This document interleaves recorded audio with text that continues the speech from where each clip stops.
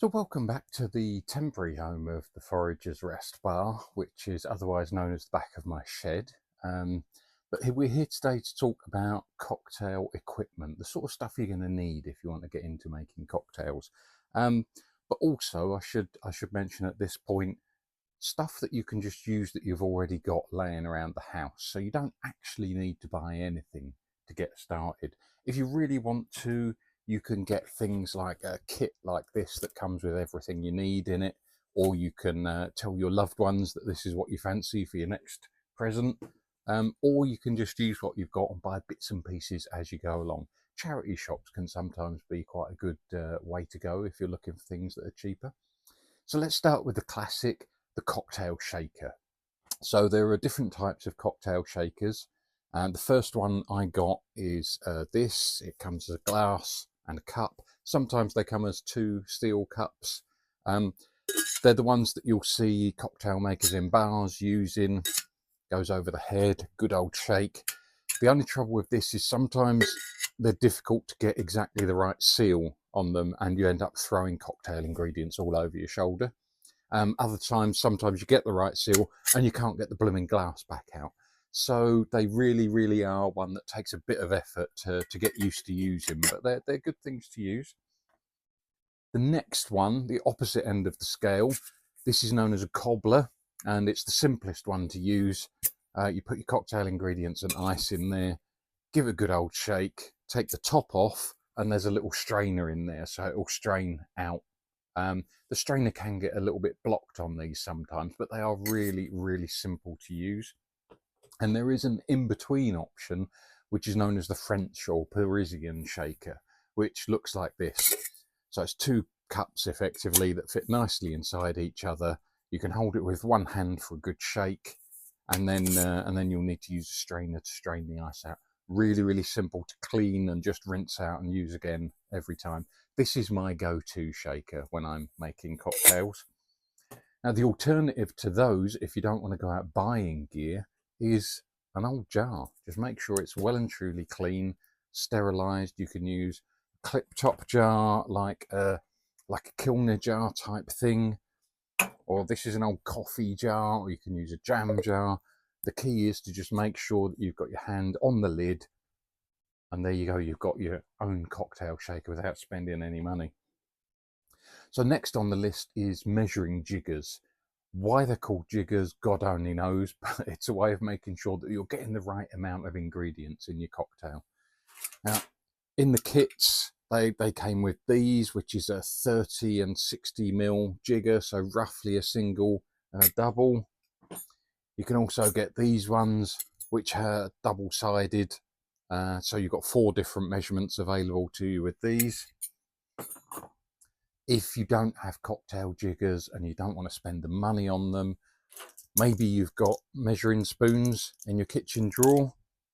Maybe you've got an old medicine cup. Maybe you've got a small jug that goes down to smaller measurements. Or maybe you can borrow something like that. Use a straight glass and then just put a couple of marker pen marks on it so you've got the right measurements each time. In any case, there's a way around it always. We've got a bartender's spoon, which is used for stirring, but also the twist on it makes it really handy for if you're trying to layer a cocktail. You want something to sit on top, so the drink will follow the twist and then sit nicely on top. You don't actually have to have one of those. Guess what? You can do it with an ordinary soup spoon, dessert spoon, any spoon you've got in the cupboard basically will work. It just takes a little bit more effort and care. What else can we use? Now, there's an item called a muddler. A muddler is basically a stick, and a muddler is for getting in the bottom of your glass and really mixing sugar and leaves and ingredients together, giving it a good pound. Now, of course, instead of a muddler, rather than spending money on that, wooden spoon. Wooden spoon will do just as good. Now, when you've made your cocktail, you need to strain the ice out. Sometimes you need to strain the ingredients out. And what comes in a kit and what you often use in bars is one of these. It's called a hawthorn strainer. And it's a weird looking contraption, but it does a really, really good job. If you don't have a hawthorn strainer, maybe you've got a tea strainer or a small strainer in your kitchen cupboard. If you don't have those, well, the trick is when you open your jam jar, is to just hold it slightly ajar like that, so you can pour your cocktail ingredients in and the ice stays in the jar. Other useful kitchen equipment. This is a citrus reamer, so you cut your lemon or your lime in half, you put it in, give it a squeeze, and out comes all of the citrus juice. Great thing to have. If you're making lots, you can often use an attachment on a blender, or if you don't want to spend money on equipment, again, cut your citrus fruit in half, give it a squeeze with your hands. If your hands are clean, you can squeeze it through your fingers and catch all of the pips in your hand instead. What else could we need? So some simple kitchen stuff: chopping board, knife, a peeler to get off that slice of lemon zest so that you can put it in your cocktails. Handy things to have. I find this really handy for making mojitos, a pestle and mortar for really grinding up the mint and the sugar, but you could use your wooden spoon in the bottom of your glass for that.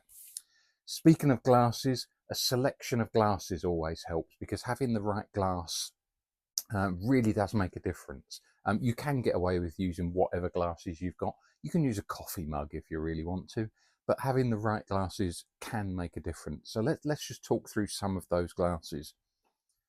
The simple wine glass is a good thing to have, really good for things like a pina colada and your big, sweet, flashy drinks, your sort of Hawaiian cocktails, those sorts of things. You've got a champagne flute, which is perfect for your fizzy drinks, your Elderflower 75, your Kia Royale, that sort of thing. This is a martini glass. A martini glass is good for, obviously, martinis, but also for things like margaritas as well. You've got a tall glass. You're going to want a tall glass like this for your mojitos and your Long Island iced tea, those sorts of things. Generally things that have a lot of ice in them. This is called a coupe, or sometimes a coupe, but coupe is the correct name. And this is really good for your Manhattans and those sorts of drinks. Your not elderflower, dandelion martinis go really well in these. This is known as a rocks glass. It's good for your spirits. So if you're having a whiskey-based cocktail that doesn't have a lot of other ingredients, big chunk of ice in there, it goes really, really well in these glasses. And shot glasses are really handy to have as well for if you're doing things like layered drinks, like a B52, that sort of thing. But as I said, you can use absolutely any glass you've got handy. So I've gone through all of the basic kit that you need to be able to make cocktails. I hope that you can see that there's plenty of stuff that you can buy, but you absolutely don't have to. You can just use what you've got. So I hope that's helpful, and I'll see you in the next video.